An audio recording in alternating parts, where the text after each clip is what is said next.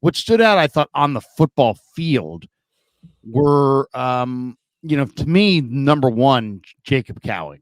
I thought he stood out the most as far as him and Purdy hooked up on a deep crosser down the field where he rose up in the middle of the field, high pointed the ball in traffic and came down. And that's the one thing that I think Niner fans are going to really love this year, Guy, about Cowing is that, one, he will gain separation. Two, he will go up in a crowd and catch it because he's got real good ball skills and he acts like every ball is intended for him. And then Purdy's going to throw it to him. If you separate down the field, create that separation and big playability, Brock Purdy will throw you the 50-50 ball and he will throw you the ball when you're open. And he fired it in there to Cowing. And it looked very similar to what we saw Brock Purdy when he threw the intermediate cross to Ayuk last year, and it just seemed like so automatic. It wasn't just that they connected on a deep crosser; is that it looked like they could do it at will. I think for Ricky Pearsall and Jacob, I'm glad you got to see. I'm jealous you got to see Cowing yesterday. I didn't get to see Cowing yesterday because he wasn't there in the open OTA the week before, but I think for Cowing and for Pearsall, the preseason, the OTAs, camp, they're really important because I'll be very interested to see how does Kyle Shanahan get these guys some touches. There aren't a lot of touches to go around unless Ayuk and McCaffrey don't show up, but then there's plenty of touches to go around. But if Ayuk and McCaffrey eventually show up, then there's not that many touches to go around. So you don't have time to ease into your rookie year and still get targets. So if Brock Purdy trusts you, because I think what you just said about Cowing's interesting, it's not just about when you get open, Brock will throw it to you. It's before you are open is when Brock Purdy needs to throw it because he thinks you're going to be open.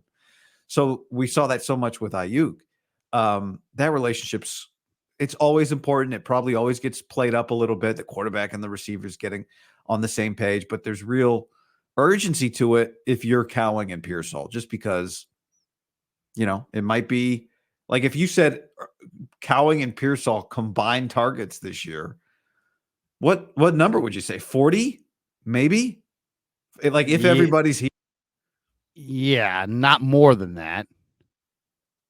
What do you think? That seems that 32. I mean, yeah, 35 in that range, maybe. Like you maybe gotta take 40 if there was an injury to Debo or Ayuk, and one of those rookie receivers looked really, really good early on. Well, I would say this: like you take Ray McLeod's targets, which I'll pull it up off the top of my head. I want to say it was like 23 20. Or something like that. Wasn't many. That might be high. So you take his. And you go 15 targets for Ray. Okay, so there's 15 targets available. Wow, not even. Yeah. Juice got 17. Well, that's about his number if you go look at Juice historically. So that's not changing. Jennings got 33. 33 targets. They just extended a receiver who I love and you love, and he's a critical part of their team, and he might have been the Super Bowl MVP, who had 33 targets last year. When you look at Jennings, you go 78 catches, hell of a year. No, that's 3 years. 78 catches in 3 years. We're not debating how important he is, but if you're Cowing in your Pearsall, you sit down after the receiver meeting and you're like, oh, I'm feeling good. I'm about to go off this year. Let me do some math. How many balls? And you look at you like, oh, Ray got 15. Okay. So, but there wasn't a trust. Let's be honest. There wasn't a trust between Brock and Ray. Yeah, and there wasn't a big effort. Shanahan Debo gets hurt. Now Ray's getting targets, right? And he's getting an end around. He's getting some carries. And you're right. There was specifically not trust. Right. Listen to Purdy here. I'm going to play this Purdy cut. Oh, about Cowing. This is kind of interesting, I think, because this is why. You said, first thing you got to do with Purdy is you got to, he's got to anticipate that you're open. But really the first thing, you got to earn those reps in practice by earning his trust. Listen to when I asked him about Cowing, what he said about Cowing This is not yesterday. This is in the previous minicamp. Here's Brock Purdy on Jacob Cowing. Brock, how do you feel about? Have you had any chance to throw with Cowing, and what do you think he's going to add? I mean, a guy with that kind of speed, does he create space out there? Yeah, he's quick, he's twitchy, and just I'm impressed with just the way he's acted and interacted with guys. Very smart, very respectful, and a guy that I can tell he's gonna get after it in terms of knowing what his job is. And as a quarterback, I feel like you're always looking for a guy that you can trust, and so yeah, I've seen that so far from him. I'm excited to see what he can do just in terms of taking off top and running downfield and everything once we get to it. So I'm really excited. It's funny. He said, as a quarterback, you're looking for a guy you can trust. Purdy's really looking for a guy he can trust because he's really going to throw the ball before that guy makes his break. So he's got to know where you're going to be. You've got to be pretty consistent and pretty professional as a route runner coming in. Otherwise, you're not going to earn that trust. And to me, that's where Cowing is really, I think, going to be incredible because the 4.3 speed is legit. The ability to separate is legit. Purdy plays on time and the accuracy is legit. So these guys are going to be able to hook up, but it's all about what kind of trust does Cowing earn with Purdy in these practice reps, in these mini camps, so that Brock feels comfortable, looking for him down the field because he knows he's going to be where he's supposed to be.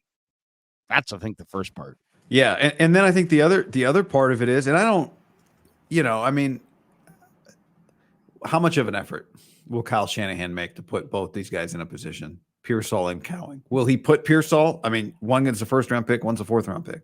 The first-round pick usually gets the better opportunity. And I do think he just fits next to – I actually think they both kind of fit next to Debo and Ayuk well. But how did Ricky Pearsall look to you on Wednesday? From what I read, he had another good day. Well, I mean, he just is very, very precise in everything that he does. He plucks the ball with precision. Every little turn is with precision.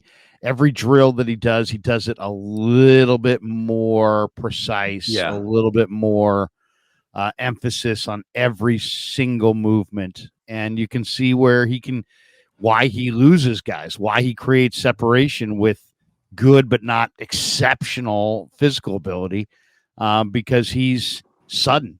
He's really, really quick. He's got head and shoulder fakes. And then he plays off of the defender. I mean, the one thing that you can kind of see is that, he plays off of the defender. So if he feels like you're going to zig, he's going to zag. Now he knows where he's going, but he sets up defenders really well. So, it's like he gets you kind of going in the direction he wants you to go in. He's very veteran like in his route running. You can tell. I mean, it's just he's worked on it a lot. Yeah. So, I think him and Purdy could be prolific together because Purdy, another guy, once he gets used to all the head and shoulder fakes, I think the one thing with Pearsall is I think he can create like short area and immediate in the intermediate area. He can provide that separation.